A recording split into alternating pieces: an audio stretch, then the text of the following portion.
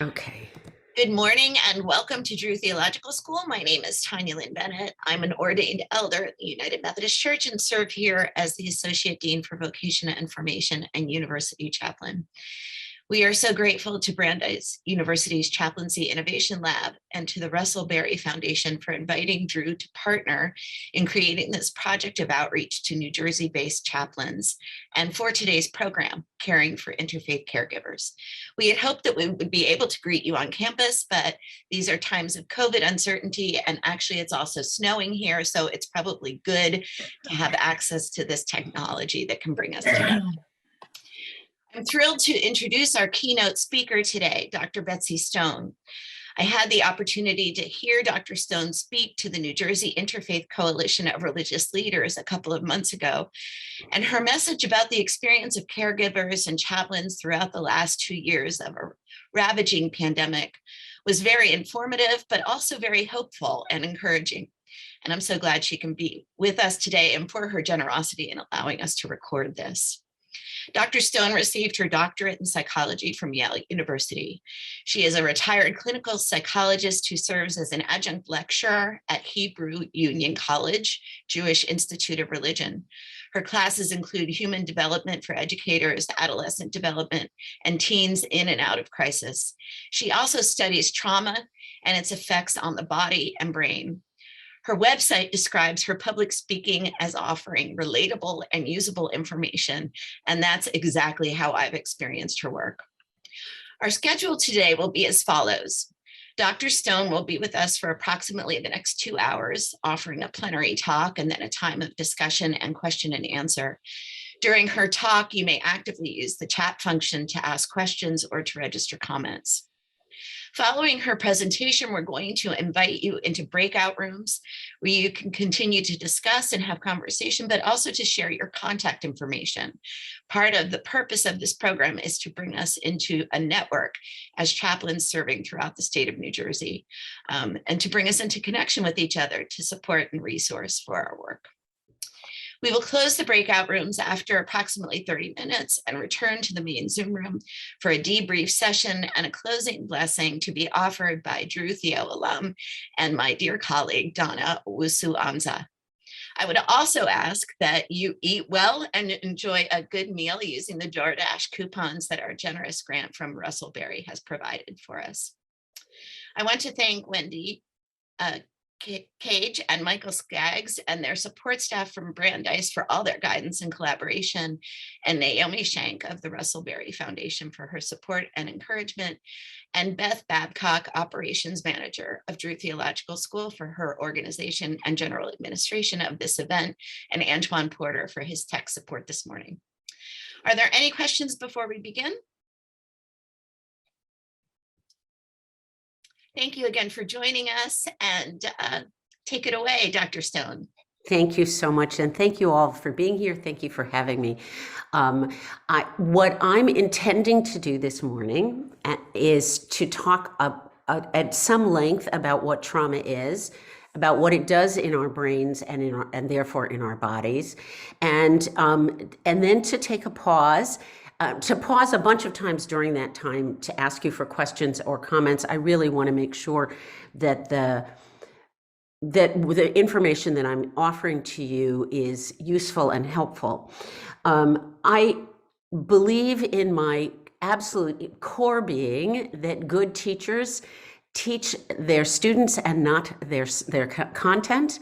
And so if you have tangents you want to go down, ideas you want to pursue, questions you have, I want to go with you. I want to help make this usable and useful to you, so please don't act as though my need to present something is more important than your need to learn something. My presentation is for you. It is my gift to you.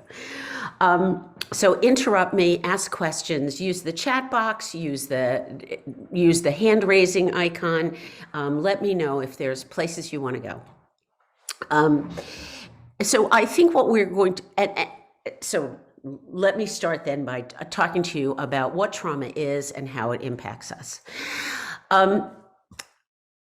two things to know about trauma writ large before we go into the more specifics. One is that within the psychological community, we don't consider trauma to only be bad things. In fact, there are whole groups of traumas, things that are considered trauma that can be very positive. The birth of a first child is in the psychological community considered to be as impactful as the death of a parent. And so when we think about trauma, I don't want you only to be thinking about the bad stuff, but to be thinking instead about the events that happen in our lives that change our everyday functioning as a way to understand trauma. So that's the first thing I would want you to hold in your brains. The second thing is to understand that because of the impact of natural selection, and I'll explain that in just a minute, our brains are designed to look for danger. As a matter of fact, you are always scanning for danger. If there's a loud noise, your brain will instantly make you turn towards it. If there's a bright light, your brain makes you attend to it. And this is really the result of natural selection over millennia. And so let me explain that for you maybe in a more concrete way. If Tanya and I, thousands and thousands of years ago, are standing at the edge of the Grand Canyon, and my response is to say, "Oh my God, that's so beautiful," and to move towards it, and her response is to say, "Oh my God, that's so beautiful," and to move away. So hers is driven by fear and mine is driven by curiosity. Her genes are much more likely to remain in the gene pool than mine are. That simply genetics, natural selection has selected us to be people who are cautious and risk avoidant. And really the only time in human life where that doesn't exist in enormous amount is for toddlers and teenagers. So toddlers and teenagers are much more likely to take risks, and the rest of our lives, we are much less likely to take risks. There's the research on teenagers actually is really very interesting. For teenagers to have the excitement of the risk, they actually have to take more risks than we do at other times in our lives. So the roller coaster has to be higher for teenagers to get the rush of fear/excitement that I might need. And it's part of the reason they behave so badly is because they actually can't assess risks in the same way that they could when they were younger, and they will be able to again, because they don't get the rush of risk. So understand that part of our reactivity to the world writ large is through a lens of danger. And that we are differentially responsive to danger, but all of us are constantly scanning. Your brain is looking for risk. So I'm going to use the chat box to put a definition of trauma that is, I think, a good definition of trauma. In fact, any definition is by its very nature defective.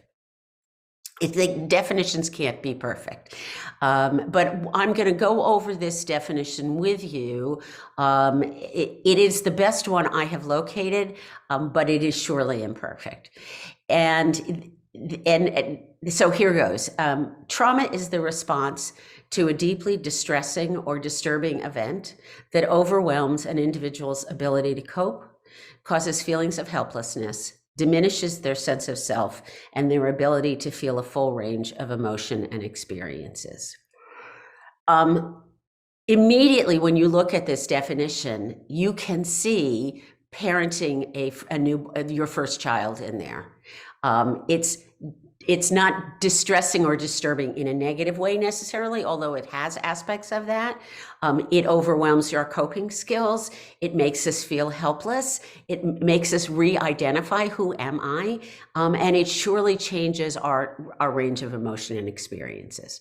So understand that, again, trauma doesn't have to be bad. But let me go through this definition a piece at a time. Trauma is the response to a deeply distressing or disturbing event. Well, so let's start there when we think about our current lives. In fact, excuse me, I'll do that a lot. It's just how I talk. In fact, we are not in an event.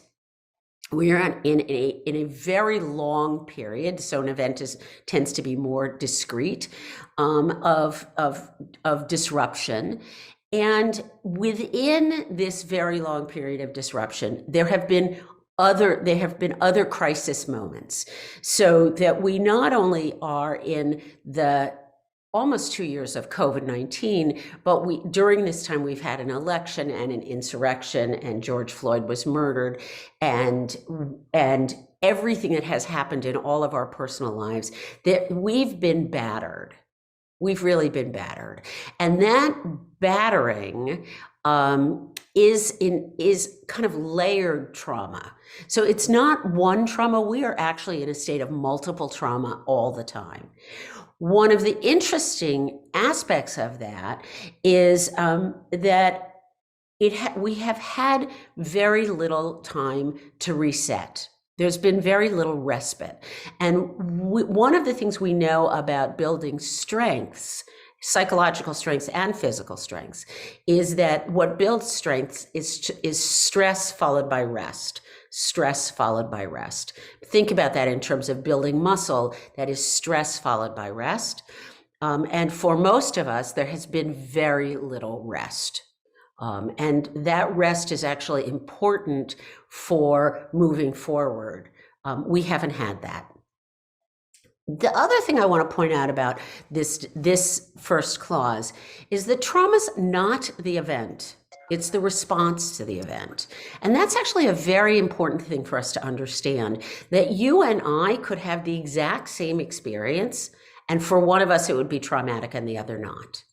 There are lots of reasons why some people respond to new events as traumas and others do not. The history of your own personal history of trauma will impact your response to future trauma. So that a person who grows up in a more traumatic situation is actually more sensitized and therefore more reactive to trauma. One of the things we have to know about trauma is that we don't recover from it. And that in this way, trauma is like grief. We move from it managing us to us managing it, to it managing us, to us managing it. And in fact, it's not that we ever get to the point where the trauma we are done with the trauma. We get to the point where we get to moments where the trauma is not impacting me directly. But when I'm in a new situation of trauma, of potential trauma, the old traumas come up again. So we never actually finish with a traumatic experience, but it goes underground and comes back up of its own volition, generally. So our ability to manage that is actually quite limited. In that way, trauma is much like grief. Grief doesn't go away. Our relationship to grief changes. And so when we think about when people talk about when COVID is over, the implication is I will be okay. I will, and the truth is when COVID is more underground, it will still be influencing my life. And when we think about, for example, people who grew up in the Depression, their lives are inalterably changed by the Depression, that they don't get to the point where it's past. They get to the point where it doesn't manage them as much as they manage it. So that's our first the first part of our definition. I'm going to put this back up so that the people who have just joined us can see it. Second part of our definition, trauma overwhelms our ability to cope. So the really fascinating thing about coping skills in human beings is that when they don't work, I do them more. That instead of saying, this is not working for me, I should try something else, what we tend to do is say, this is not working for me, I haven't done it enough. And this isn't a thought out experience, it's a reaction. So that we saw in the first month of COVID, we saw a 40% increase in alcohol sales in the United States. That's not a trivial increase. Now, it's not, there are people who were drinking in restaurants and bars who are now drinking at home. So it's not a 40% increase in drinking, but a 40% increase in alcohol sales. And over the course of COVID, and I'm only picking on alcohol because we know this data better than we know other data. Over the course of COVID, if historically men drank this much and women drank this much, women have always consumed less alcohol than men in the United States. We know that over the course of COVID, men's alcoholic consumption has risen and women's is now matching it. So that the percentage increase in alcohol use amongst women is much higher than the percentage increase in alcohol use amongst men, and both have gone up. Now, when we're talking about percentage increases, we're not talking about individuals, we're talking about aggregates, and the data is on people in the aggregate. We've seen increases in other kinds of coping mechanisms, some of which are positive, some of which are negative. Increases in spousal and child abuse, which are actually a coping mechanism. They're not a positive one, but that increase has to do with the fact that somebody's explosive and that's what they do. So increases in spousal and child abuse, increases in kind of public explosions. There was a story in the news at some point this week about a man who was on an international flight and was told to put on his mask, and his response was to pull his pants down and moon the entire flight. And while there's a part of me that thinks that's kind of funny, there's a bigger part of me that thinks, look at that as an example of how little self-control we have at this point. And how loosely we monitor ourselves. But we also saw increases in some healthy things as well, so increases in meditation and increases in yoga and increases in exercise and increases in online learning, all sorts of other things which helped some of us manage. But understand that part of the experience of trauma is that my coping skills don't work, and so I have fewer resources. The third part of this definition, trauma causes feelings of helplessness, is one that has really kind of sparked my interest over the course of the pandemic. I think that one of the manifestations of privilege writ large is the ability to outsource those things which make me feel helpless. That I say to myself, I don't know how to do that, I can't do that, I don't want to learn how to do that, I'll pay someone to do that. And whether that is getting the oil changed in my car or something much more profound, we outsource those things. This is a manifestation of privilege, that I outsource my helplessness. One of the things that we saw in urban millennials almost immediately when that first 2-week lockdown happened was real panic about the fact that they didn't know how to cook. And that there was a significant uptick in people saying, I'm going to starve over this 2 weeks because I literally don't know how to cook.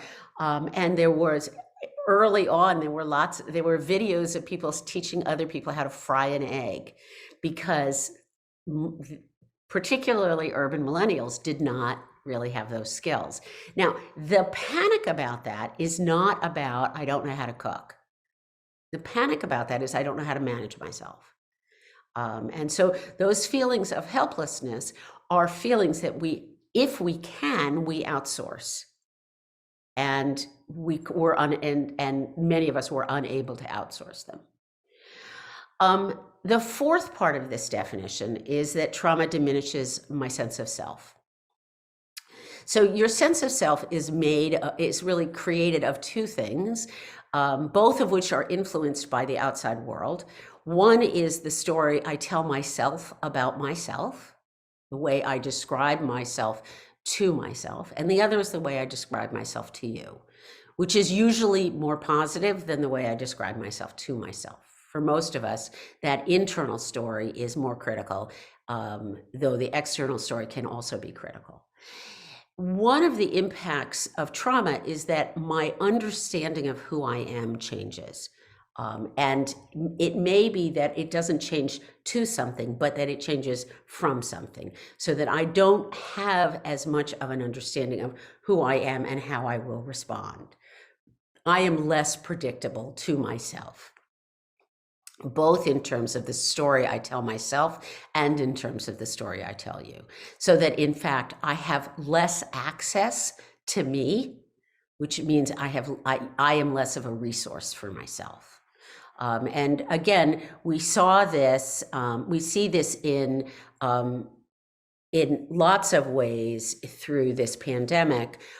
We also see this in lots of ways through some of the other traumas in the United States over the course of the pandemic. I think that for many, our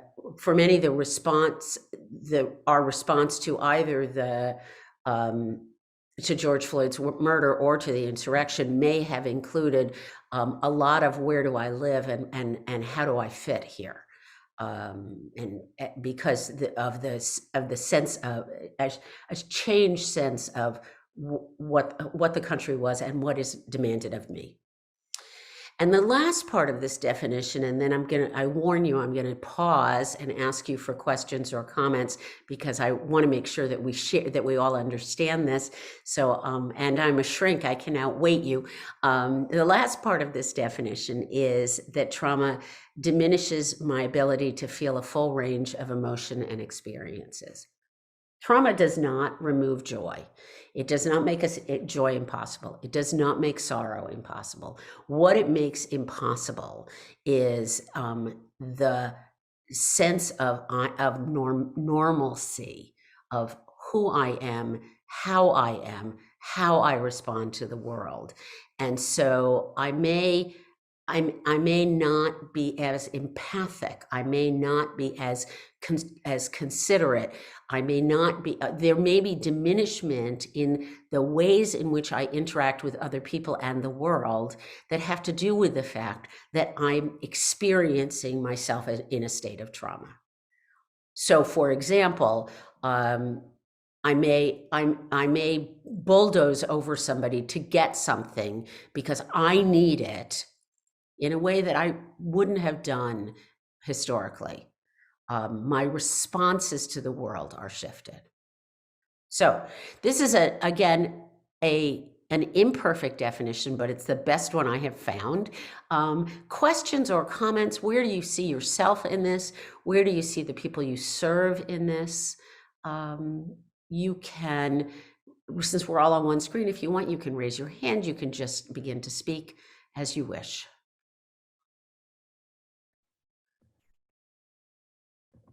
Does it make sense? I was just noticing it's, I don't like to drive much anymore just because the other reaction, people on the highways can't cope. And I've even seen that in traffic fatality numbers going up. Yes, absolutely. Absolutely. And that is partly impulsivity. It's partly inability to concentrate. And it's partly, for some of us, and I'm not accusing you of this, Ted, it's partly that that my need to be with other people is shifted. And I think it is important for us to understand, to really raise up the idea that human beings who I used to think I lived in community with are now disease vectors. And that's an incredibly different way to look at other human beings. It kind of goes from the sublime to the ridiculous. I'm not very tall, and I used to always say to people in the grocery store when there were things on high shelves, I would generally find a man and say, "Would you come be tall for me?" It is a way of the intention was not to build community. The intention is to get the thing on the top shelf.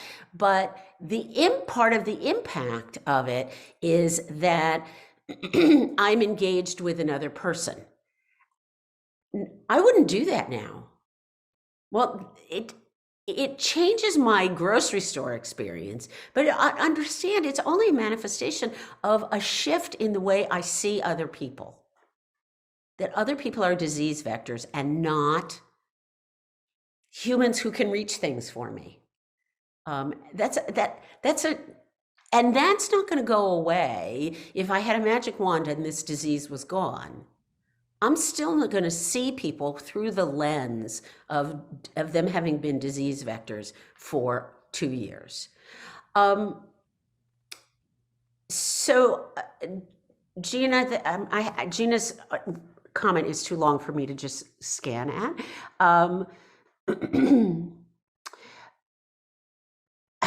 So one of the impacts of being in a communal trauma as well is communal trauma almost always includes individual trauma. It does not necessarily work the other way. And so if someone comes to you and wants to share how they feel, historically, those of us who were in helping professions could hear things from other people and know that they weren't happening to me.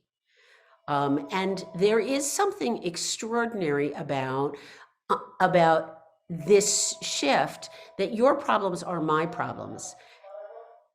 And the things that you're suffering with are the things that I'm suffering with. So that the boundary between helper and helpee is much more porous. Your pain makes me hurt, where historically I could see that that was your pain and not mine. I think that the lack of boundary, the porousness of boundaries, we also see that in terms of you are all in my dining room right now, right? I'm not standing up in front of you in a formal way. The porousness of our boundaries changes all sorts of ways that we relate to each other. And and so we see that it is harder to say that's you and not me about lots of things. That's your stuff and not my stuff, which means that actually being in a caregiving role can be increasingly painful. It's always had qualities of pain, but it is increasingly painful now, and helping you then strains my own personal resources for helping me, which has to hurt. Donna asks, for those who cannot outsource helplessness, how does this impact their experience of trauma over time? I think I think it is an incredibly important question. I think that the ability to outsource helplessness actually is one of the ways that people diminish their experience of trauma. And when you can't do that, I think trauma comes much closer to us all the time. And we know then that people who've had trauma are more likely to experience subsequent trauma. So that it's not just in that moment, it's piling on of trauma. So oppressed communities, impoverished communities, hungry communities are having this experience all the time, and it may very well be that much of the lives of children in those communities is a life of trauma, and a life of trauma changes the trajectory of our lives. There's no question that trauma changes the trajectory of our lives. We are different for having had a trauma. We think in psychological communities that communal trauma changes the trajectory of history. I would be willing to posit that but for COVID, Trump might still be president. And so there's a trajectory of history that changes, but individual trauma changes individual trajectory of our lives. And so I think it is incredibly important that we think about communities of trauma. We know that one of the things that builds strength for children in communities of trauma is a deep relationship with an adult who is reliable. That's an extraordinarily powerful experience for children. It can be a family member, it doesn't have to be a family member, but a meaningful relationship with an adult who is essentially reliable, and none of us are 100% reliable, is one of the most protective things for children who grow up in trauma or who experience trauma. And now I have to scroll up. I want to talk about resilience and vulnerability. We use the word resilience in ways which I think are imperfect. I think of resilience as being kind of like a rubber band that goes back to what it was, that when I'm resilient, I'm unchanged. I think if we'd had that two-week lockdown and then been open, we would actually have experienced resilience, and we would say, wow, can you believe that happened? But there would be no profound change. Growth involves change. Growth is transformative, and therefore growth is actually almost always uncomfortable. And so we talk about valuing resilience. I actually value growth a lot more than I value resilience. I think it's wonderful to be able to bounce back. But growth, I think, is a different beast. We may talk about that in our kind of the second half of our time together. We may not. We'll see how far I get. But I think that one of the things that those of us in helping professions are supposed to be doing is helping people structure and restructure growth, not helping people become resilient. I think resilience is really important, but is not as powerful as a response to trauma as growth is. Wendling talks about hospice patients and what happens with unprocessed or unexpressed grief and trauma. I would suggest to you that the book, The Body Knows the Score by Bessel van der Kolk is a wonderful book, very accessible, and it's about trauma in your body. It's quite wonderful. And healing doesn't have to, there are lots of ways we heal that are actually much smaller than some of the things we assign ourselves. We know, for example, and this is not capital H healing, it's small h healing, but we know, for example, that if you put your hands like this on your face, that it will slow your heart rate. That it is actually an act of self-comfort, and that the simply holding yourself is a gift and a form of healing, a short-term form of healing. So, Bernadette, can you feel any change? Yeah. I would suggest to you that you have ways to calm yourself that are actually accessible. Melvin points out that the divisive state of our country is actually exacerbating the trauma. There's no question about that in my mind. It also is undermining the sense of community, which is one of the things that helps us process our lives and and the trauma that we're in. And I think that one of the long-term impacts of the last 2 years, the last 5 years, the last 20 years, pick your poison, is that there are many amongst us who no longer believe that the community requires individual sacrifice. That actually people are saying it's my needs, it's not a community. I'm more important than the community, which I think it has the potential to have all sorts of ramifications that we haven't even really thought about. I mean, the great example of the community mattering more than me is that I pay school taxes, even though I don't have children in school. And I wonder whether or not that's going to be something that we remove, because we don't because I only care about me. I don't care about other people. That is not my position. I should hope that's clear. Safet, there's lots of data about how trauma is passed on generationally. There are some people who believe that trauma can actually be passed on through a change in the human genome. I think the data on that is not yet clear. That field is called epigenetics, EPI genetics. But there's no question that trauma is passed on generationally, that the African American community is impacted by the legacy of slavery, that the Jewish community is impacted by the legacy of the Holocaust, that these become both in our reactivity to things and in the stories we tell, they become self-defining. And so if the way I tell the story of my life has to do with generational trauma, that's going to be the way my children tell the story of their lives as well. That we use stories to be kind of organizing principles. And so, yes, there's absolutely generational trauma. I think, Sean, in terms of evolving coping skills, I don't think we know that yet because I think we are still too deeply in the muck. There clearly are some skills that we have developed. I think that there are also huge numbers of skills that we have lost.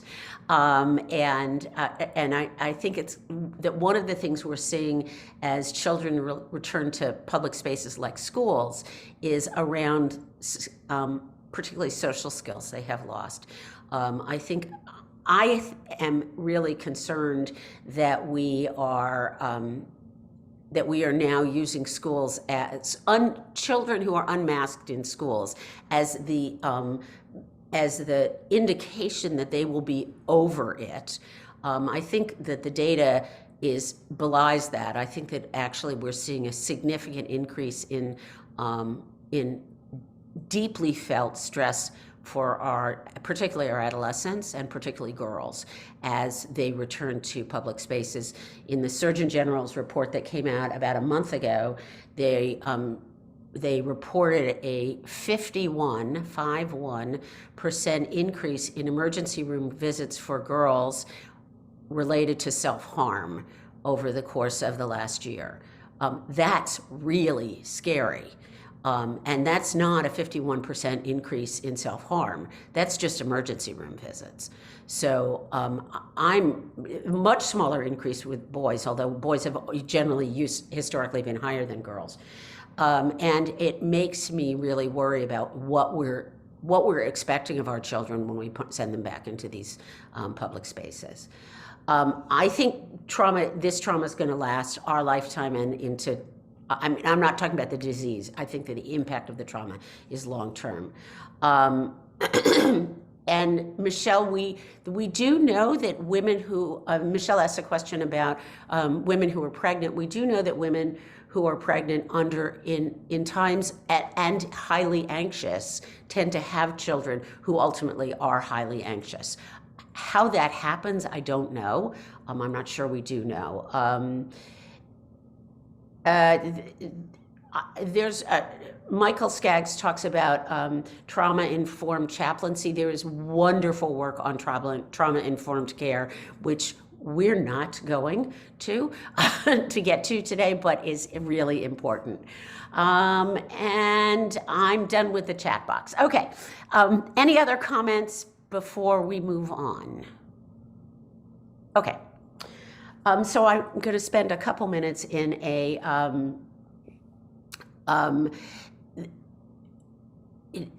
Amy points out that her daughters have been, her daughter has been incredibly anxious and has been put on medication. Many of our adolescents are experiencing anxiety. Anxiety and stress are actually very different. And stress is actually good for you. Long-term stress becomes anxiety. Anxiety is not good for you. there has been, really a national increase in the use of both legal and illegal medications for managing stress and managing anxiety. That I think that, Amy, I'm just going to say this to you because you've announced yourself as somebody with a 17-year-olds. I think that one of the things that people who have the ability to do this should be thinking about is gap year programs for adolescents rather than sending kids to college. Because I actually think that launching kids is going to be significantly harder at this point than it has ever been, and launching kids has always been hard for them. So now we're going to spend some time talking about brains. There is no test, so don't worry if this stuff doesn't make a lot of sense to you. I think it's important for our understanding of what's happening in our bodies. So a very oversimplified brain geography lesson. Your brain is more primitive at the back and more sophisticated at the front. So the very, very back of your brain is where your brain controls your breathing and your heart rate and reflexes. That's the most primitive part. The very front of your brain is something that's called the prefrontal cortex or the frontal lobe. And it's where we regulate attention. It's where we regulate awareness. It's where I decide to pay attention to this versus that. It is where voluntary movement happens. So when I scratched my head, that's happening in my frontal lobes. Excuse me, it's where I make decisions, where I evaluate my emotions, and where I regulate my emotions as well. It's also where I make meaning, where I understand that the meaning of events and the reasons things happen. So that's where I compose the stories that are the stories of my life, the way in which I understand my relationship with the world. There's a very small area right behind your ear that's called your amygdala. Again, there's no test. And your amygdala has a couple of functions, but one of the primary functions is it is a threat detector. It is looking for danger. It is very reactive to a sense of danger. And it helps us escape, and it's where we store, it's the pathway through which we store emotional and threat-related memories. It's interestingly also where we store music. I don't quite know why. But one of the most important things to understand about your amygdala for our purposes today is that it has no language. There's no language there. It doesn't respond to language. So if I am afraid, if there's a car coming at me, my amygdala does all sorts of things in my body immediately. It impacts the way my body and brain function, but I can't stop it from doing that. Because I don't have it doesn't respond to language. So, for example, if I were to say to you, remember that roller coaster that you're a teenager and you get to go, you need it to be higher than I need it to be. If I were to say to you, that roller coaster is scary, I'm scared, I don't want to go on it. If you respond with language about why it's not scary, I'm not likely to be able to process that.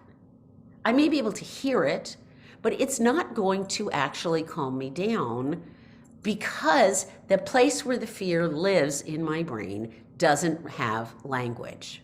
Now, obviously the different parts of my brain are always talking to each other, but this part of my brain does not respond to language. It's a really interesting thing because for me, here's a little tangent, so much of the time when people share how they feel, our response is to tell them why they shouldn't feel that way and what they should feel. And of course, that doesn't work. When somebody tells you to calm down, that is generally something that actually escalates us. It doesn't, it has the opposite impact of what we think we want. And that's because those intense feelings often don't respond to language. So a couple of things happen, a number of things happen when my amygdala gets alerted that there's danger out there, when my amygdala is reactive. One of the things that happens is that it shoots out stress hormones into my entire body. That's, kind of, here, there's a danger, you need to respond to it. Interestingly, that's what happens with a short-term crisis. So if this is my normal level of cortisol, in a short-term crisis, my amygdala shoots out more and I'm up here, so I'm reactive. But in a long-term crisis, my cortisol level actually sinks below normal. And that is where some of that sensation of the blahs come from, that feeling of languishing, that feeling of I can't get out of bed. It's because your cortisol level is actually lower than normal rather than normal, or as it had been, higher than normal. And it takes your even when you assess that the danger is not present, it takes about 20 minutes normally for your cortisol level to reset to normal. Which is why even when you know you're okay, you don't feel like you're okay. Another thing that happens is that the glucose, which is physical energy, that is in your core, which is where it lives most of the time, shoots out into your large muscle groups, into your arms, largely your arms and legs, which should make you think about fight or flight.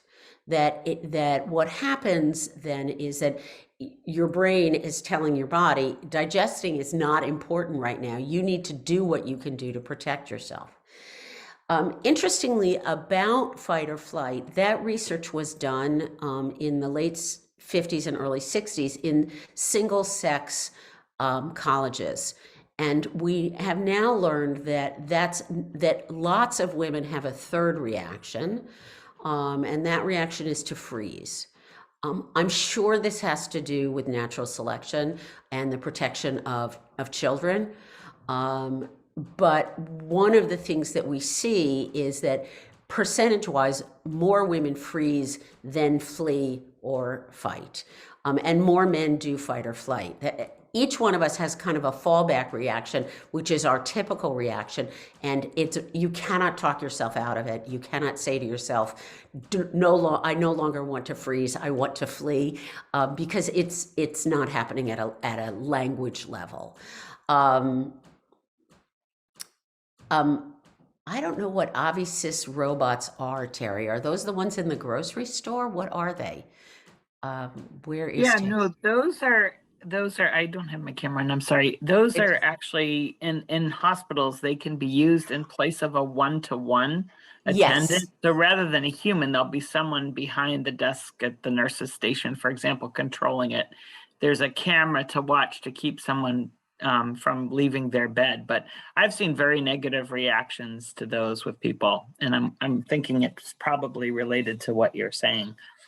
That they feel danger, that they're in danger, or that or simply it's not a human and I need a human. Well, I need the to be cared response is for. just to shout at them and tell them, get back in bed, don't get up, all this type of thing. And if the fear isn't responsive to language, and you have a computer automated voice, that when they're feeling anxious and the need to move or flee or whatever they need to do, they're being shouted at. I've just seen increased agitation with those. So I was just wondering. That's really interesting, and it makes total sense. The other part of that makes sense is that we want, when we're stressed, when we're anxious, we want to be comforted.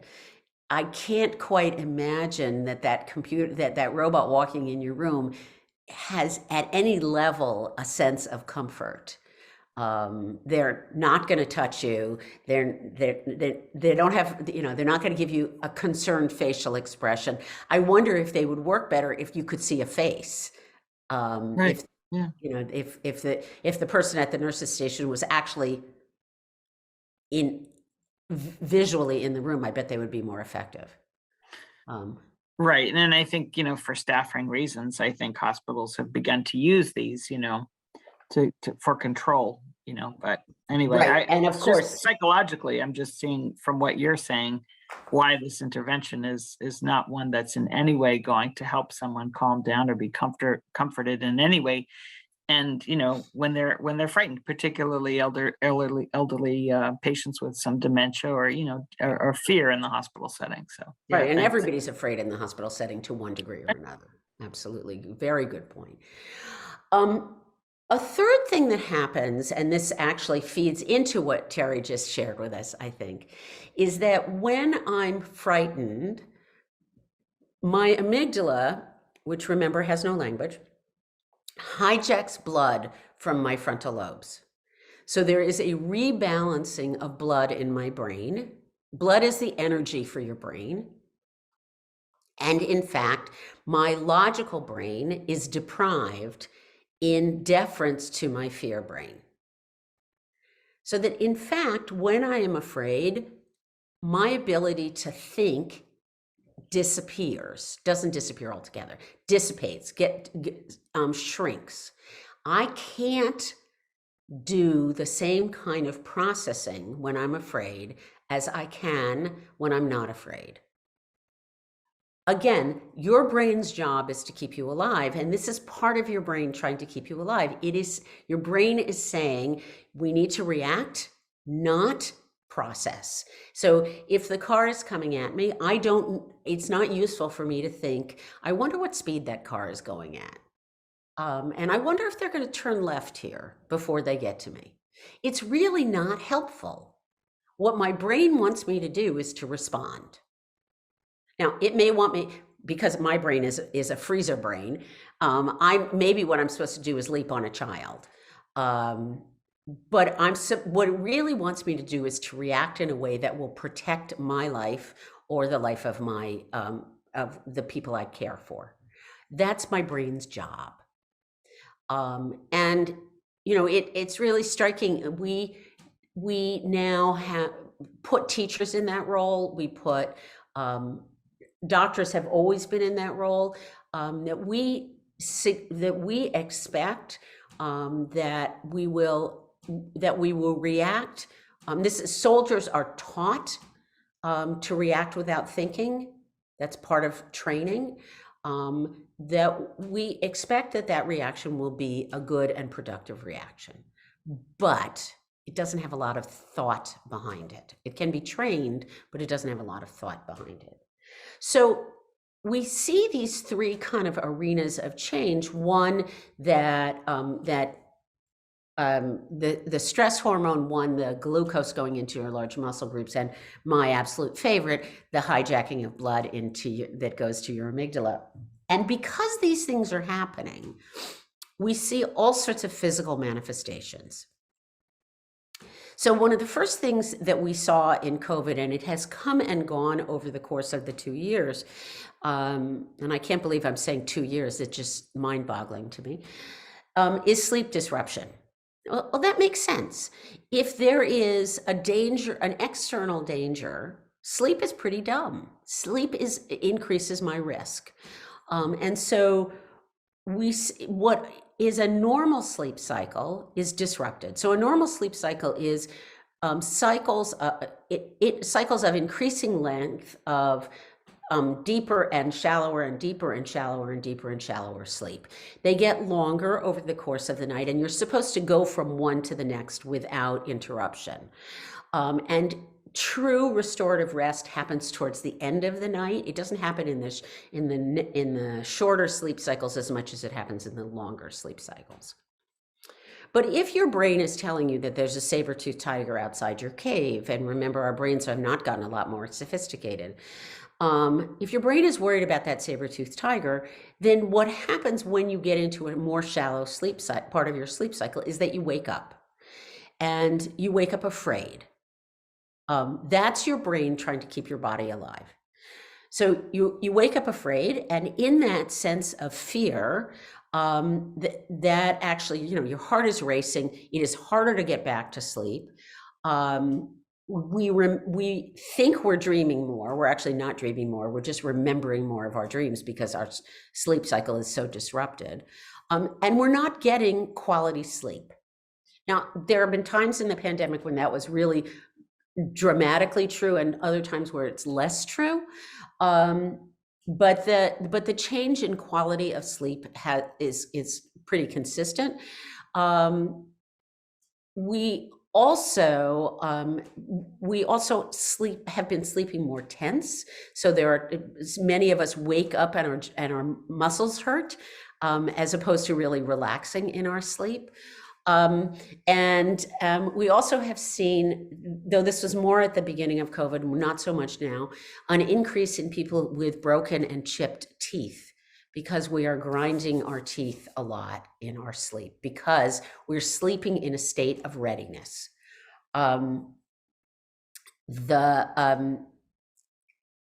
The increase in broken and chipped teeth is one that I don't know if it's international, and it's absolutely happening in this country. If right now your top and bottom teeth are touching, then your jaw is not at rest. When your jaw is at rest, your top and bottom teeth don't touch. Now every one of you is going to spend the rest of the day kind of going, oh, are they touching? Are they touching? It's more people wearing mouth guards and other kinds of appliances to try to stop themselves from grinding their teeth at night. And remember, I said to you earlier that new trauma pulls at old trauma. One of the things that we saw anecdotally, I haven't seen research on this particularly, but one of the things we saw anecdotally was that a lot of people in early COVID were dreaming about old traumas. That they were actually rehearsing old traumas as they were processing COVID. So one of the first things we see is this sleep disruption. Another thing we see, and here I'm going to ask you for help, because I'm not alone in this.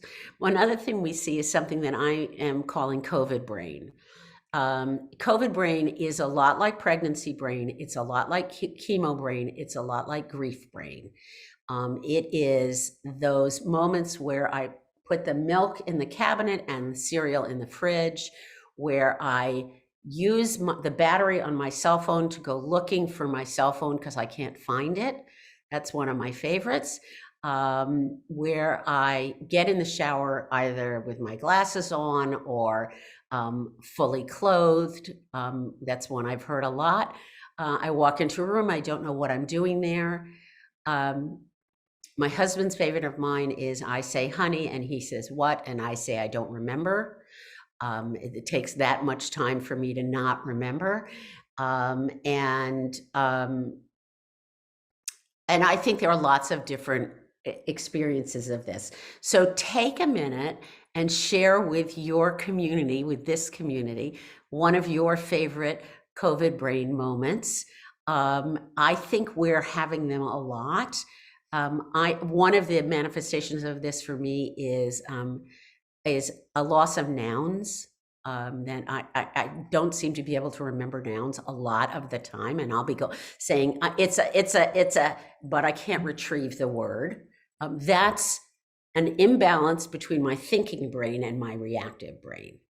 So take a minute and share in the chat, if you would, your own personal COVID brain experiences, or you can pretend they're somebody else's, if you can come up with some.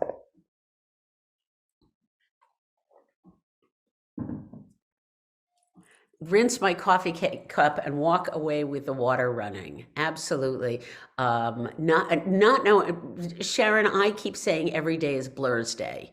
I don't know what day of the week it is. Every day is Blur's Day.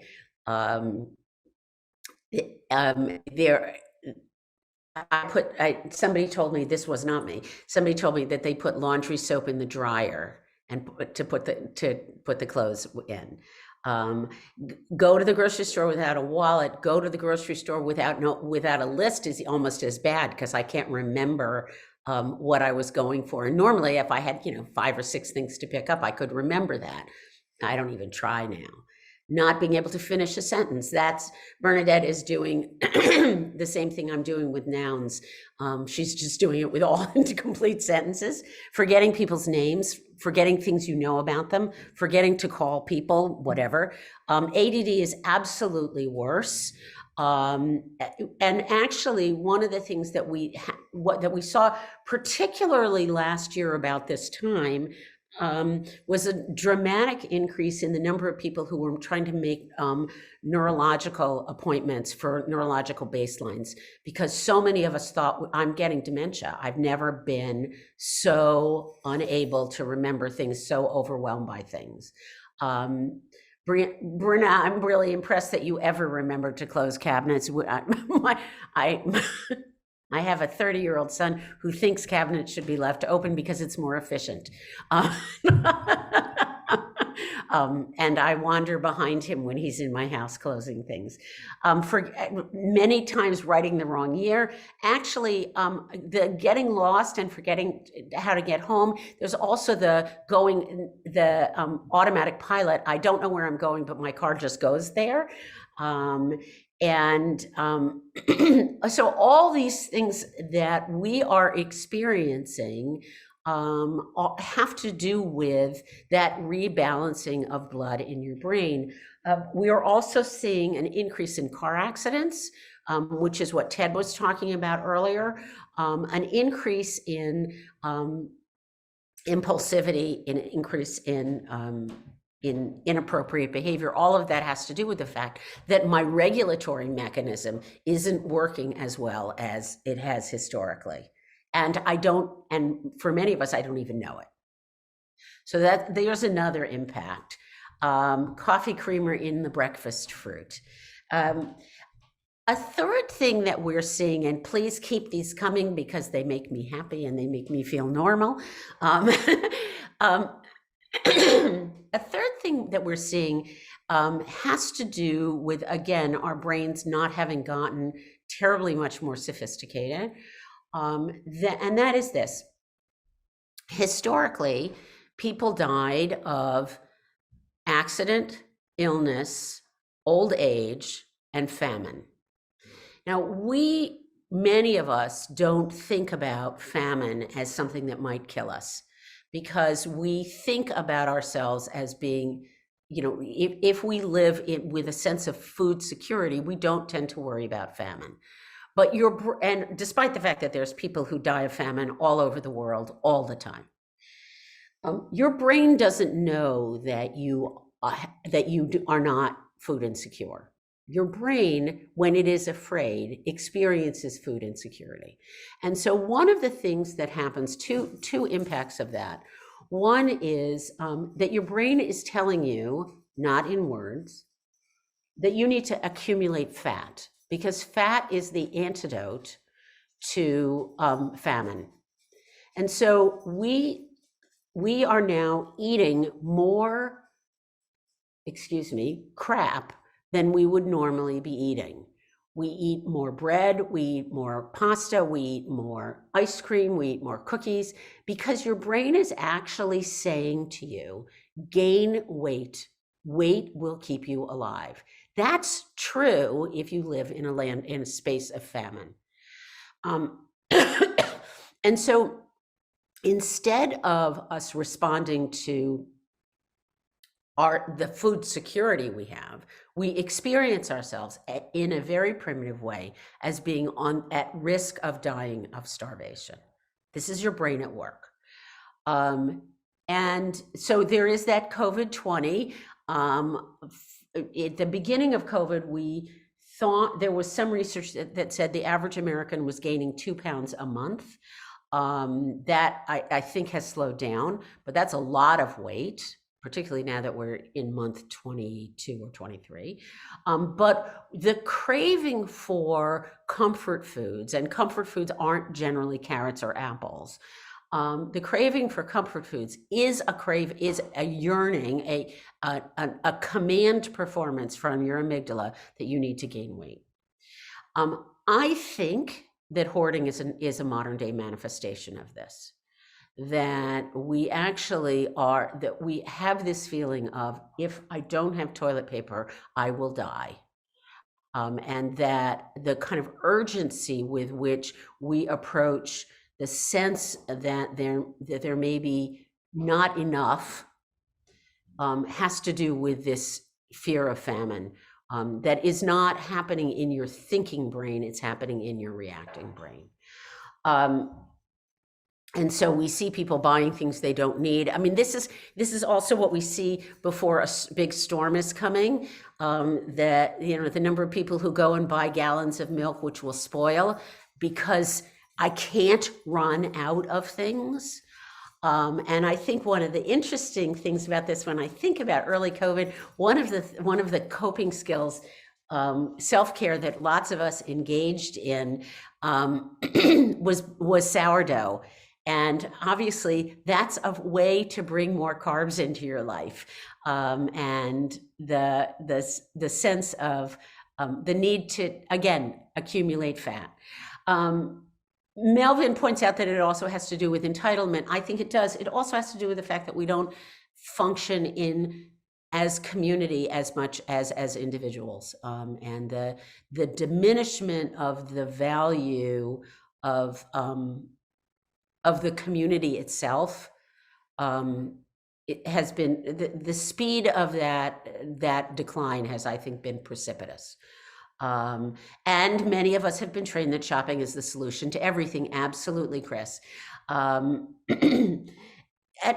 yes, Amy, COVID makes us more individually focused. And again, part of that is because we see other people as disease vectors. And so I can't, you know, where I might have said to you in a different circumstance, I'll go do your grocery shopping for you and bring you your groceries. Is that crazy at this point? Is it crazy to reach out and to behave in ways which are pro-social? The situation in Colleyville in Texas 2 weeks ago is actually a really poignant example of the way we get punished for pro-social behavior. The rabbi let this man in because he thought he was cold and he was hungry, and made him tea, and then spent 11 hours behind a gun.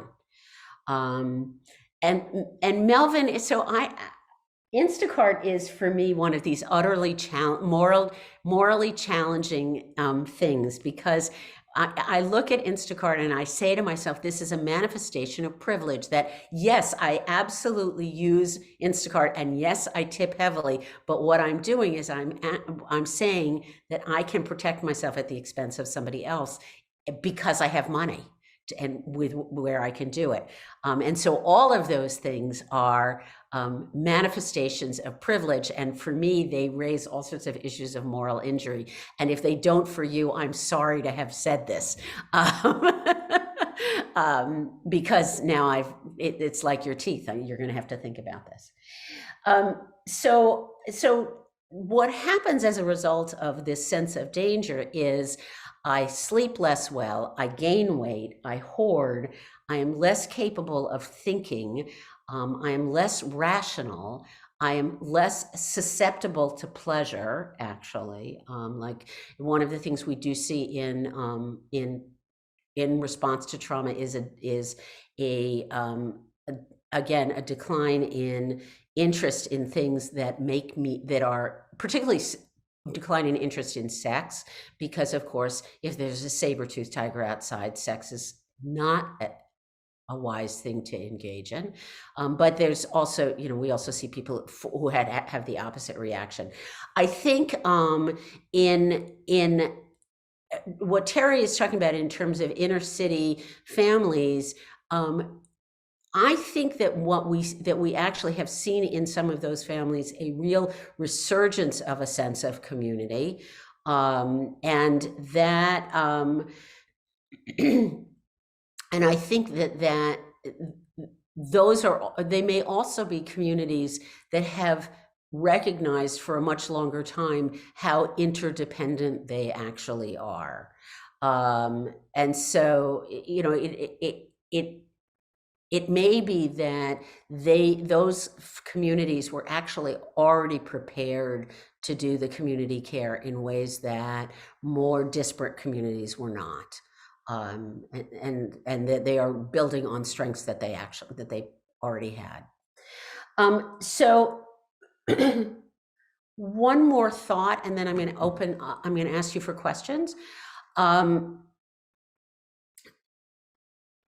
of the impacts of COVID, and I would say the last 5 years, has been a real shift in our ability to trust other people. We tend to use the word trust as though it's binary, as though I either trust you or I don't trust you. In actuality, I think that's really inaccurate. I think, in truth, I trust you with certain things and not with other things. But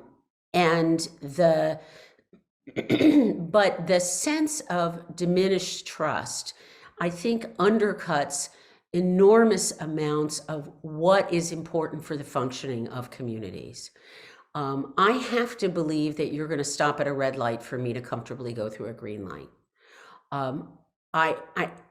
I have to believe that if somebody drops food on my front porch, as Amy is describing, and we actually saw this happening through Facebook groups, again, early in COVID, I have to believe that somebody else is not going to steal it. That in fact, for communities to function, there has to be some shared understanding of norms. And I think those have been undercut by COVID. I think they have been undercut by politics of the last 5 to 8 years. And as those things are undercut, as our sense of social norms changes, our ability to engage with each other in those simple, meaningless, and incredibly important ways is also undercut. There is a concept that's very poorly named in psychology that's called weak ties. It's poorly named because they're actually quite important, and they sound, when I call them weak ties, they sound like they're not important. But they are those moments where we exchange have a minor exchange with somebody where neither the content nor the other individual is critically important. So if I'm in the grocery store and I ask someone to grab something for me, or I ask someone if they can see, I'm looking for water chestnuts, I know they're there, I just can't see them. Those kind of moments, the moments where I walk out of a classroom and I say to somebody else, I hate that classroom, it's always too cold. I can't stand that teacher. It doesn't matter if you agree with me, it matters that you see me. Those are called weak ties. And those things have really dissipated for lots of us. They are ways in which I feel known and seen, and they happen routinely in our lives. If you think about that, the way we operate in a work environment, I work for half an hour and then I get up to get water and I have a little conversation with somebody. It doesn't have to be important, but they are ways in which I feel seen and I communicate to other people that we are in community. They don't exist, or they exist in very diminished form. And I think for many of us that one of the things that's going to be difficult for us to recreate is some of those moments of weak ties. They may be, they fall for me in the category of social skills. And I think for all of us, for adults and children, our social skills have been really undercut. And they are things we are going to have to truly learn, and they will be hard. So Sean, the story you're telling about listening to a DoorDash delivery person is something that we're generally not doing in the way we used to be doing, simply because we don't pay much attention to other people in the way we used to. There are people exploding in grocery stores that there isn't the milk they want. And while I understand how frustrating that is, the explosion is, I think, an indication of just how poor our social ties are right now. And there has to be a long-term economic impact, I think, of these diminished social ties. So I want to pause here and ask you for questions or comments on that last bombardment with information, either using the chat or simply unmuting yourself. Things that you've seen, ways in which this makes sense to you or does not. Go ahead, I see you, Amy. I'm just kind of curious with these diminished social ties, and I can see this with the children, and being, in their junior year and only having one more year and COVID not looking like it's gonna ease up. How do we then teach them these things to go off out of my house? You know what I'm saying? That is a really serious question. It is a really serious question. We have seen over the last, I'm talking pre-COVID, over the last 15 years or so, a significant increase in the number of kids who unsuccessfully make the transition out of their homes, whether that's to jobs or to secondary education.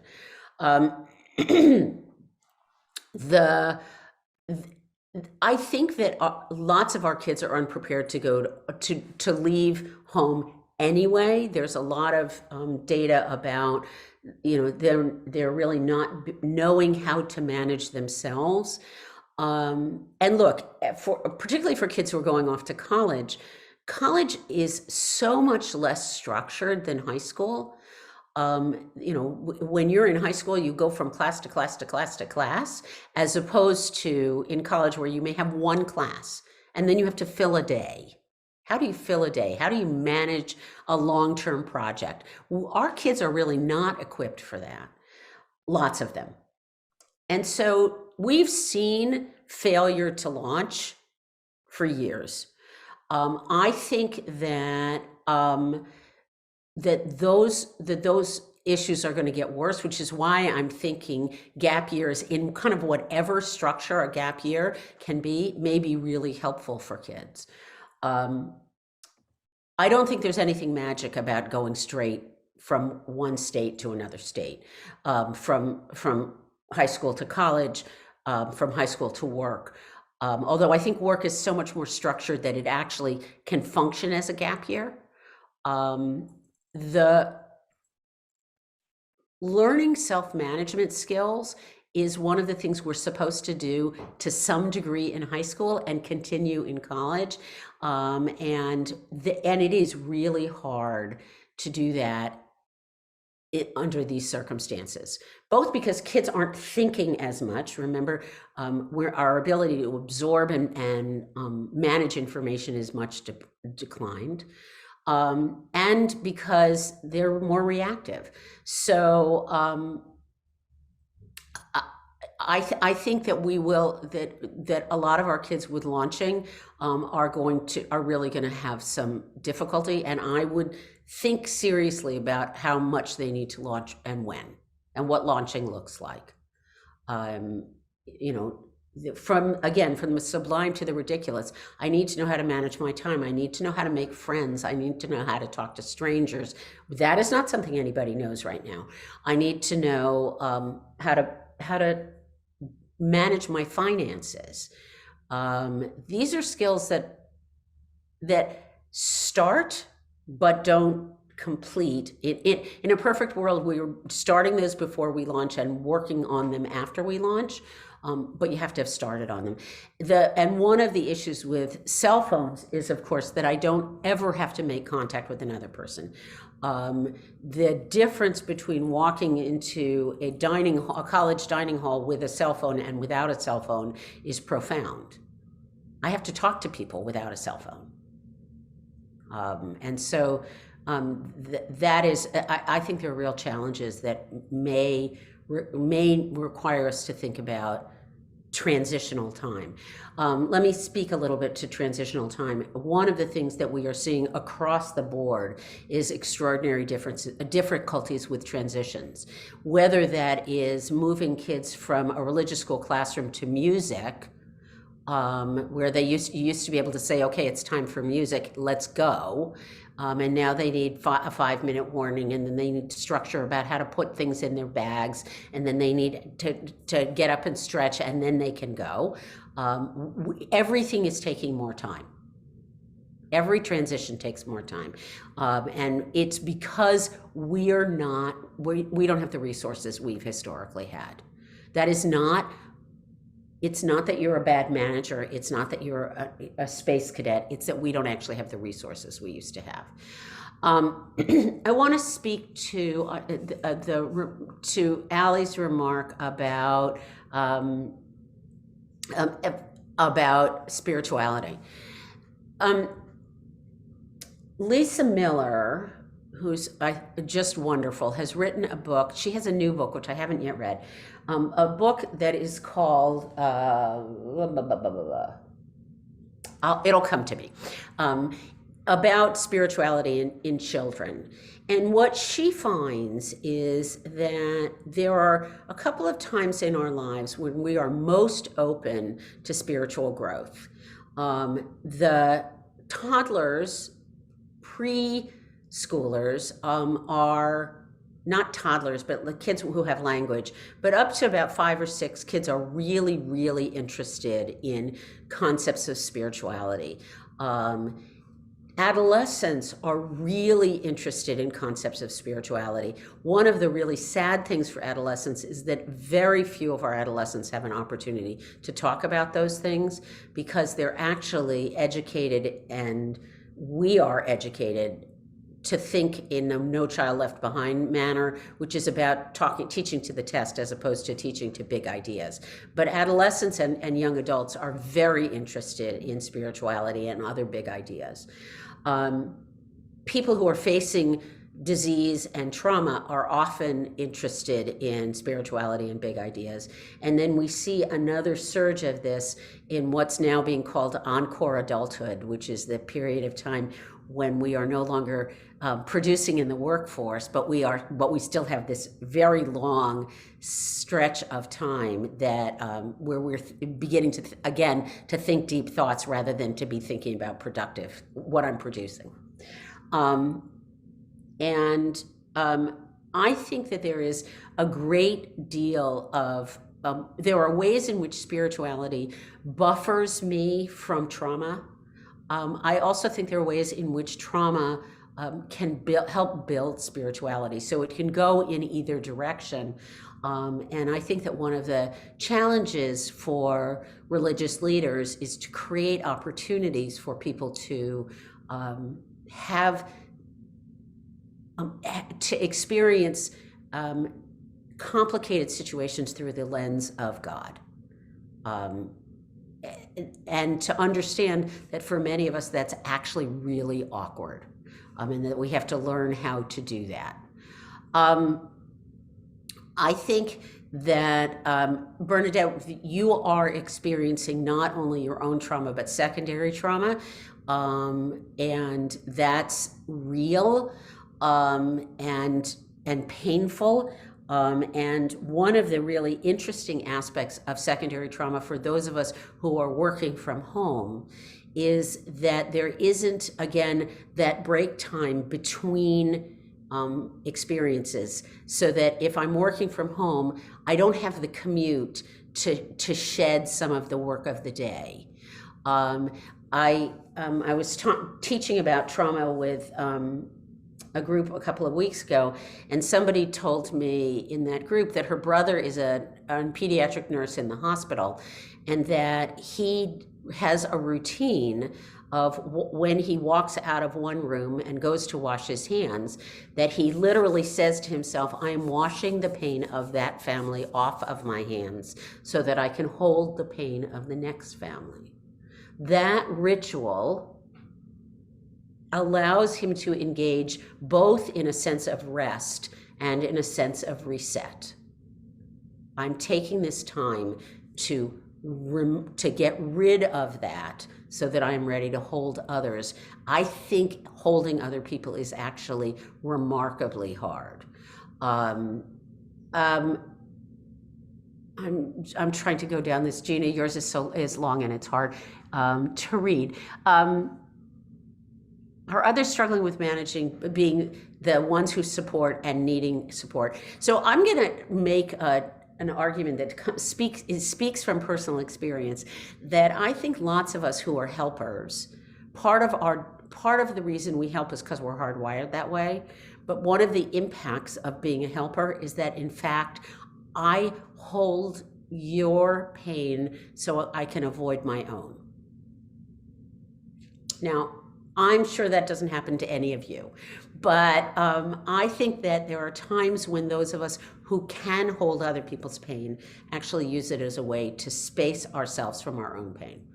And I think it tends to crawl back and bite us. Not always. And at the same time that I say that, I think the work in that the work in holding other people's pain is truly holy work. I think it is.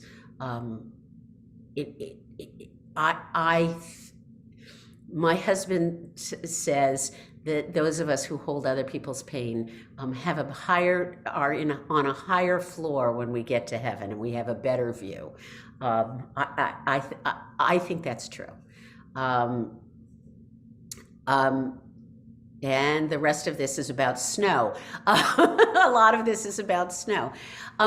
So, Bernadette, this is a really interesting question. Would you expand on it a little bit, and then I want to respond to it? I don't know where you are. There you are. Can you unmute yourself? Yes. Are you pertaining to the last one I just wrote? Mm-hmm. Yeah, the landscape of liturgy, rituals, and celebrations. I was just really thinking of how, I mean, it's very simple, Betty, like Thanksgiving and Christmas of 2020 and 2021, it's blurry in my head. Mm-hmm. And I think a lot of our kids are having struggles around this because these are marks and these are seasons of markings in their lives, and we can't have them anymore. And I'm just throwing it out for exploration and how that is just disruptive. And it's enormously disruptive. So I want to think first about liturgy, because I think liturgy is actually, it's a different kind of challenge. Liturgy is given to us, it's redacted for us. And while we choose what parts of liturgy to use, liturgy may or may not come out of people's guts.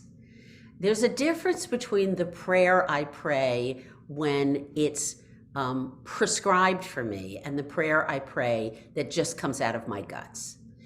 And I think that one of the things that is actually really important for us is for us to create space for those personal prayers.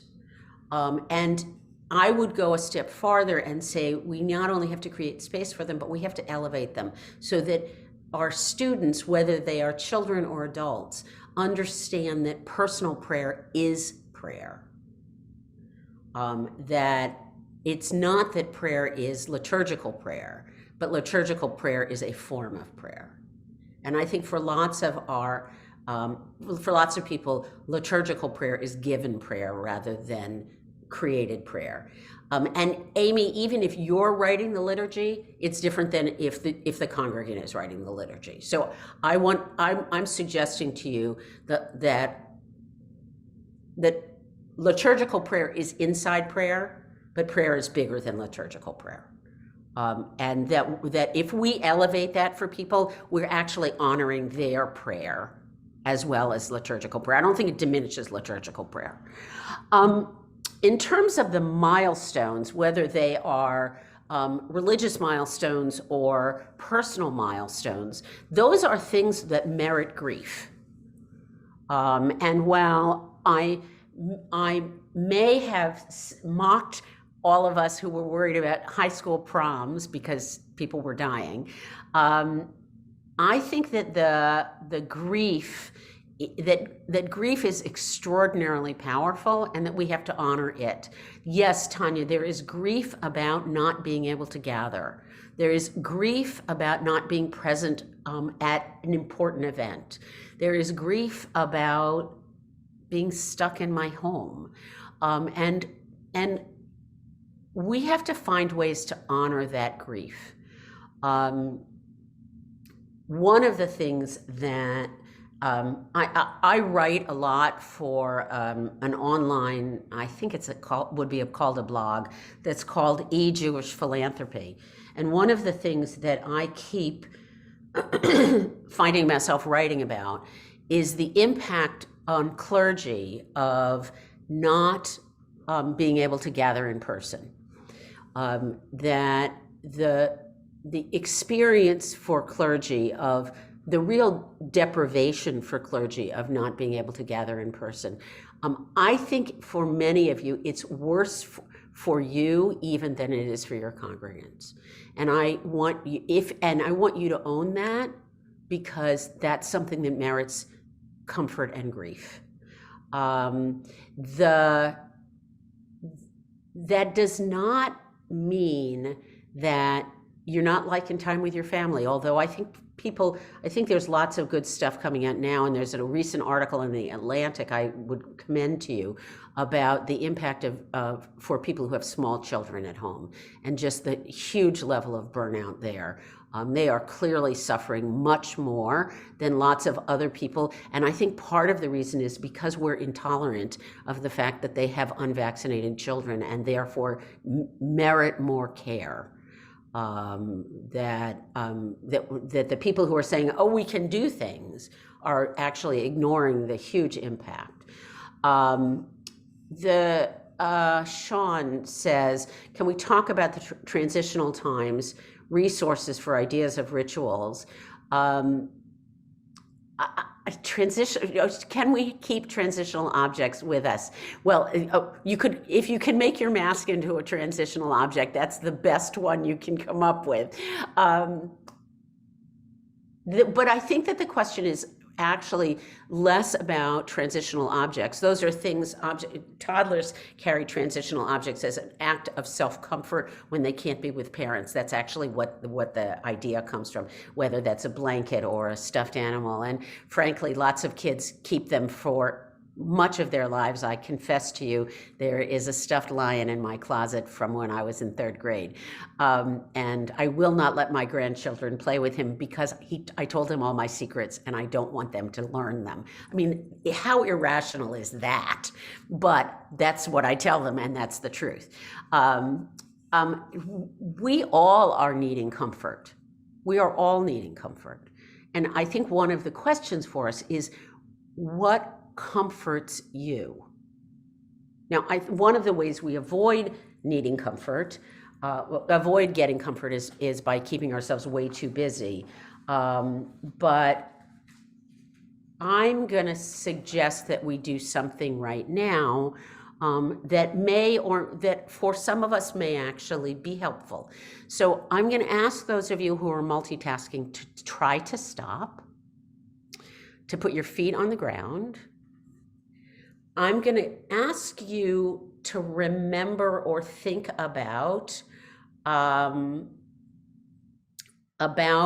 moment in your life that feels profound.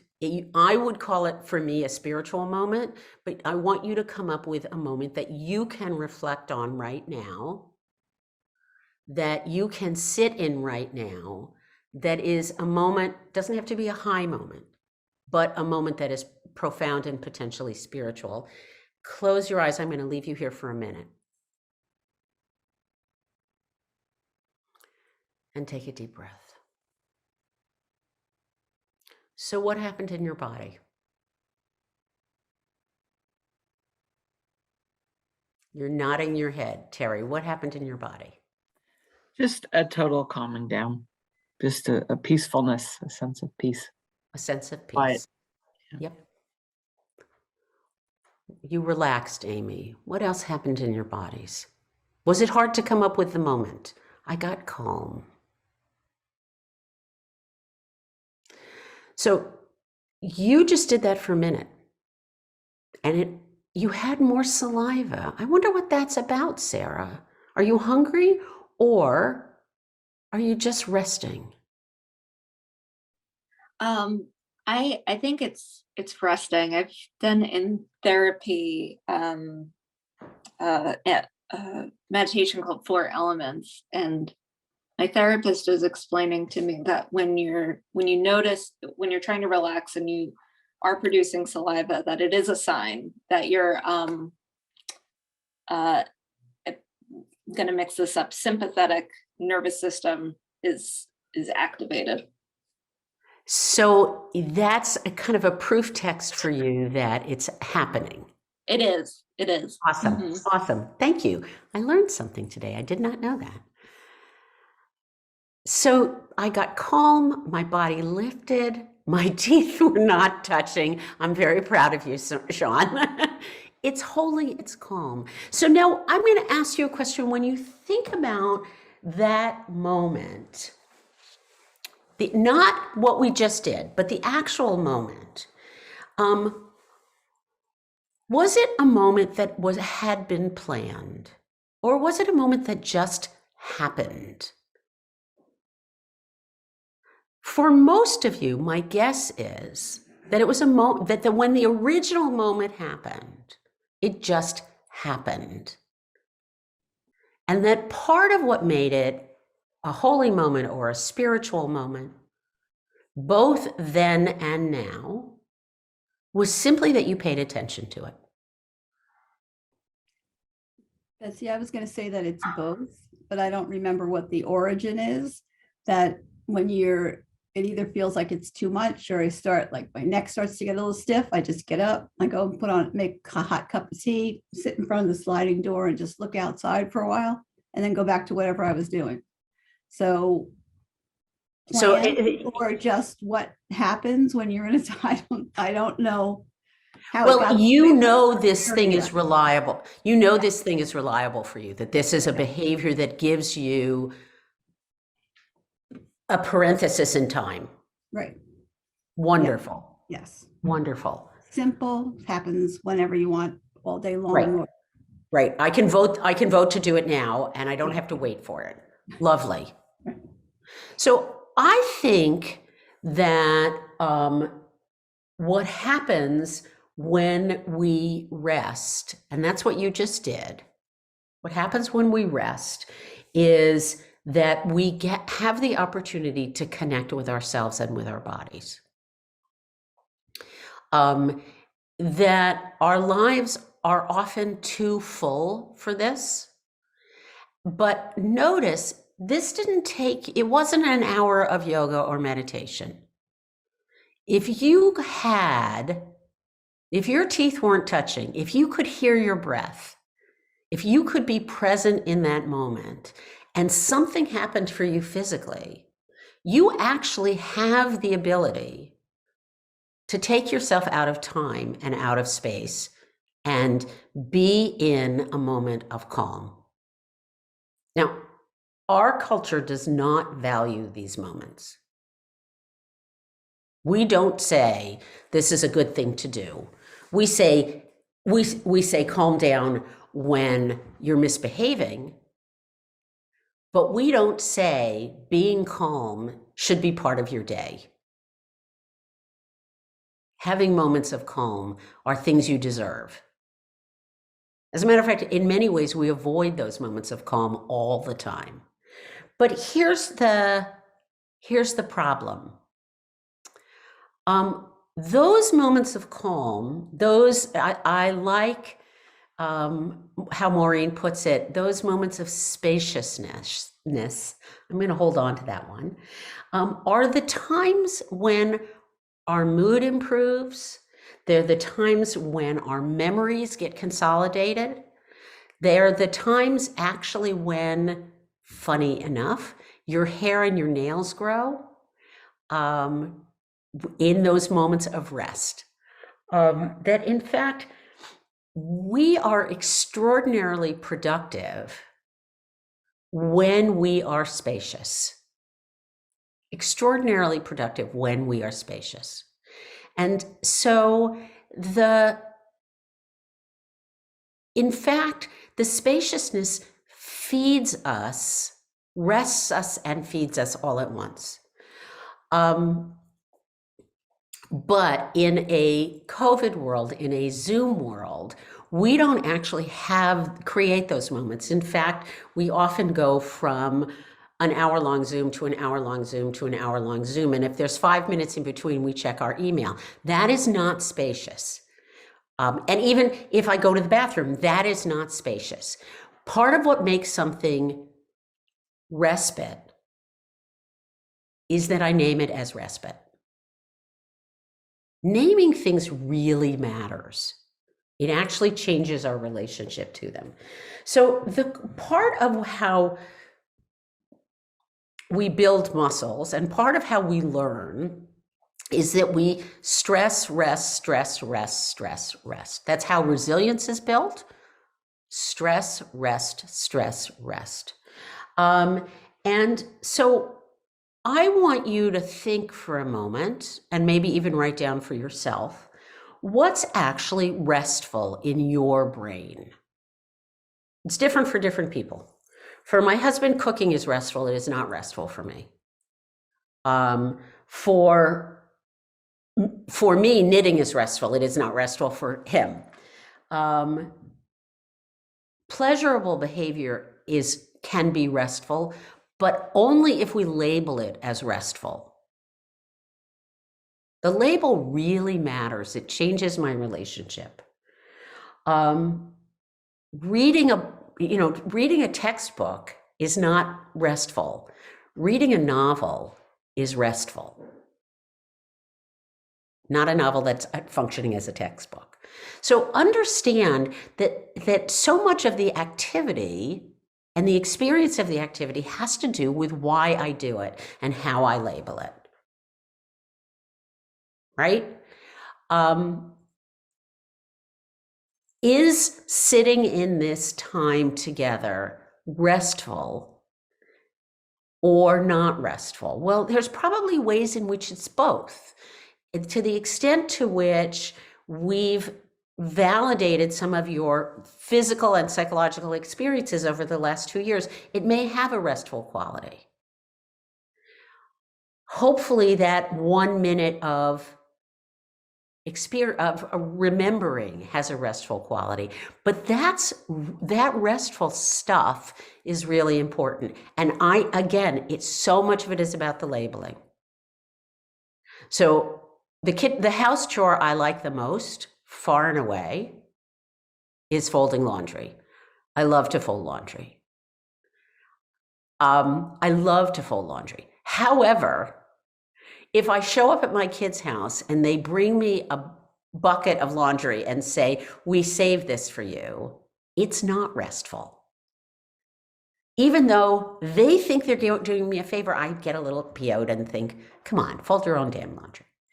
But if I'm there and I say, oh, I'll fold your laundry, it's restful. So much of what makes things recovery is attitude.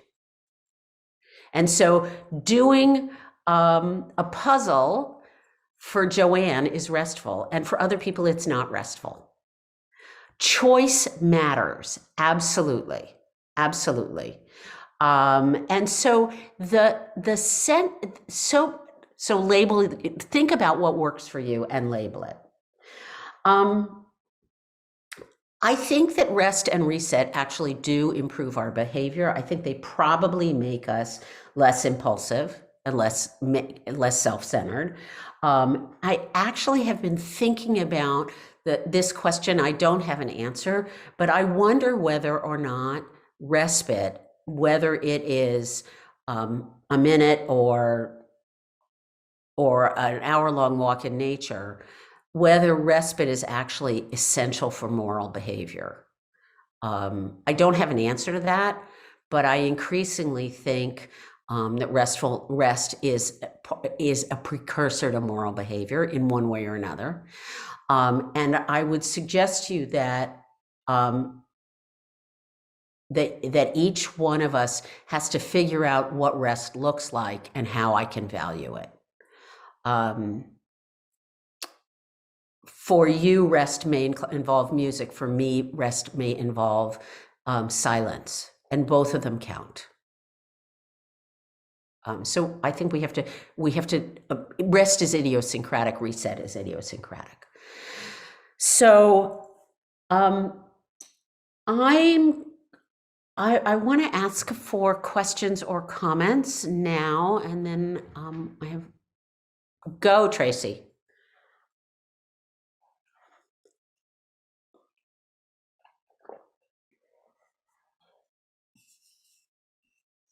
I'm sorry, Tanya. I don't know where I got Tracy. I apologize. I think you saw me waving at my light to turn it back on because it's got motion That is sensor. what I saw. But, I kind of wanted to go back to my experience in the time of rest, which was I got teary. Mm-hmm. And I think that we're holding so much together that I think that when we relax for a minute, there's this sense of release that I think in some ways brings us to a space of emotionality that we've just been tamping down. Yep. And we tamp it down because we've been taught to devalue it, that there's other stuff that is more important and more pressing. But look, those tears want to come out.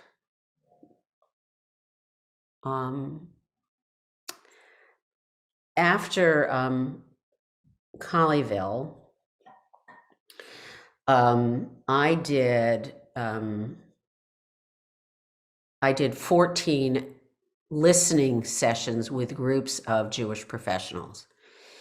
And the experience of Colleyville for Jews around the country was an experience of, see, I was right. They hate us, and we're in danger, and real deep-seated fear. The end of the last one, and I didn't do them back to back, I did them over the course of 4 days. The end of the last one, I came out of the dining room and I said to my husband, my eyes hurt. And, I spend lots of time on Zoom. I don't know why my eyes hurt. And I paused for a minute and I then said, because they want to cry. I think probably all of us want to cry a lot more than we give ourselves time for. And even think about my language. I didn't say because I want to cry. I said because they want to cry, as though it's not me that's holding the pain. It's just my eyes. The pain that we are in is real. And the pain that you hold that is both yours and other people's is real. Thank you, Tanya.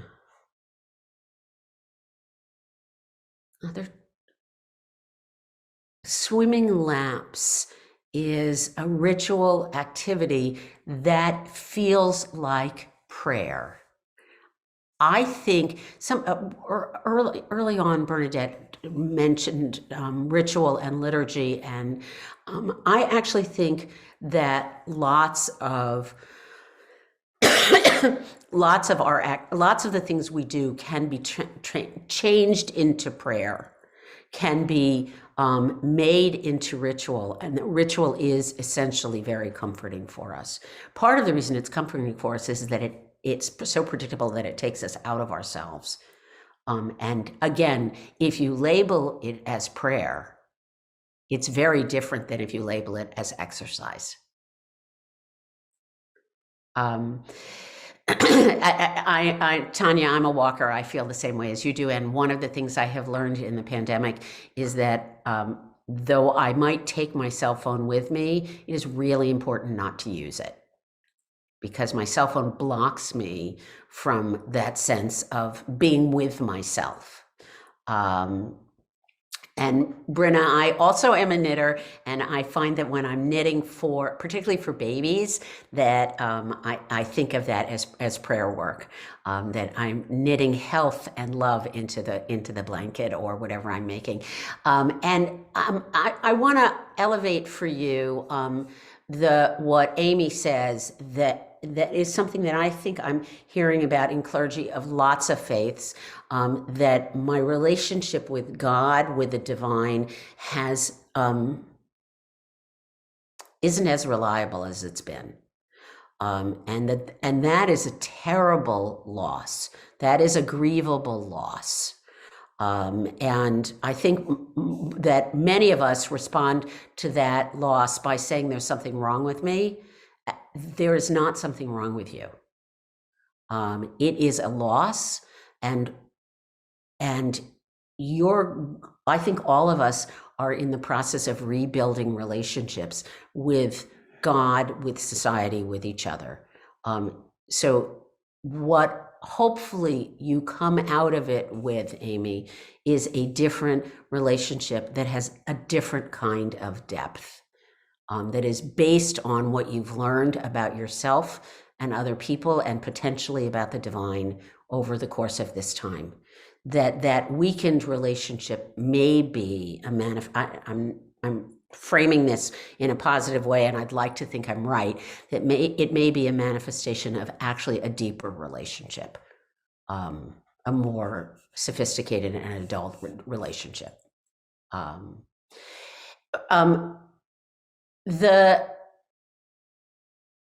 Chris, can you explain what you're thinking of there? That sense that is it that sense that we're supposed to push ourselves as hard as humanly possible? No. I'm thinking when people are talking about, you're knitting or walking or swimming laps, sometimes some experiences are described as, being in the zone when you're an athlete in the middle of the game and everything's just flowing. Some people get that through creativity and making things. And I've heard that described as like what's that about? Like some people talk about, I'm not an expert, but like some people talk about that as when the challenge of the moment, of the game, of the knitting, of the making meets our skillfulness, and there's a good balance. And so I'm just trying to think about like the things that people are saying for restful, other than like sleep, seem like things where you could get into the zone. Mm-hmm. And so I was trying to think about that in terms of, how you're talking about trauma as being overwhelmed by the challenge, whatever the challenge is, of helplessness, etc. And that the zone is a place where we're well met in the challenge that we face and maybe feel skillful. And so I was just grappling with that, and it might be off topics, but it's not off topic. Sort of where argue with me on this. I think when I feel like I'm in the zone, I actually don't feel as much as that I'm in my body. That I feel that there's a flow, that it may be, for some of us, not for all of us, because we are all unique, it may be that part of being in the zone is actually the equivalent of being in that spiritual moment where this doesn't matter as much.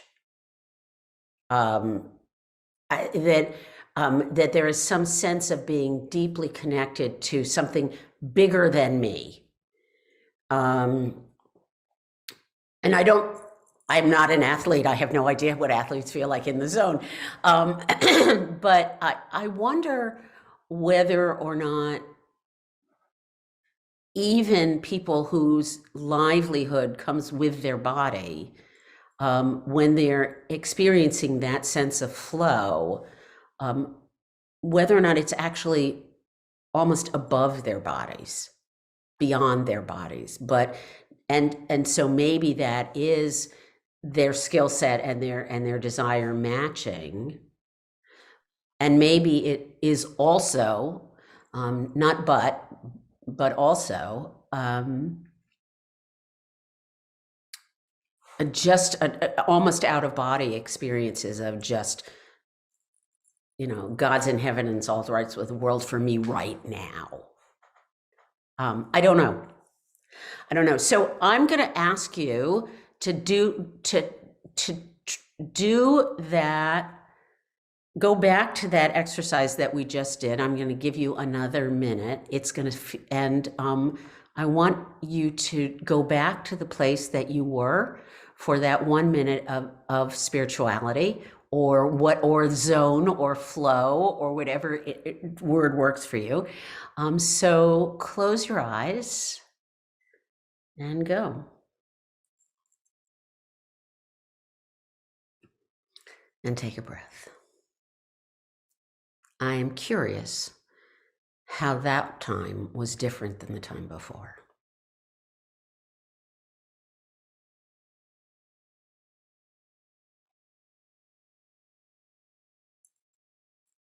Was it the same? Was it different? It was different. It was faster and deeper, Amy says. It was faster. More in my head. Okay, so it was harder for Michelle, I think. Able to relax more. I felt settled. So you weren't tearful this time, Tanya, or maybe you were, but it was okay. Notice that wasn't a lot of practice. I asked you to do this a half an hour ago for a minute, and then I asked you to do it again. And yet it worked differently, maybe faster, maybe deeper. That kind of practice is something that is available to you at any moment of the day. You have a minute. Oh, I like that, Maureen. Maureen says, Buddhist expression of dropping off body and mind comes to my mind. You can do this really anytime you want. And it is available to you, and it is yours to choose to do. And if it's a minute, there's no way that's a waste of time. Now, to do it, you have to set a timer and have it not be a disgustingly loud noise when it goes off. But the ability to drop off mind and body, to create spaciousness, that's yours. You can do that. So what we're going to do now is Tanya, through her extraordinary magic, is going to put you in breakout groups. And in theory, I'm supposed to give you something that I want you to talk about. But I'm going to misbehave and suggest to you that you have, how big are the groups, Tanya? I think it looks like we'll have 6 groups of 5 to 6 each. Okay. So you're going to have a half an hour. That's both a long time and a very short time. And what I'd like you to do in that half an hour is to reflect on the last 2 hours. What did you learn? What does it make you think? What did you like? What did you not like? There's 2 reasons we want you to do this. One is any conversation that you have at this point will plant some of the last couple of hours in your brain so that you'll be able to hold it more easily. The other is, here are the people who also hold people like you. And so here's an opportunity for you to hold each other, to be present with each other. Be sure you leave space. If there's 5 of you in a group, then in theory, each one of you get 6 minutes. Make sure you leave space and that you let people finish their thoughts. Leave space for each other and make sure there's enough space for you. So through the magic of button pushing, I will see you again in about a half an hour. We're going to debrief then, and then Donna will leave us with a prayer.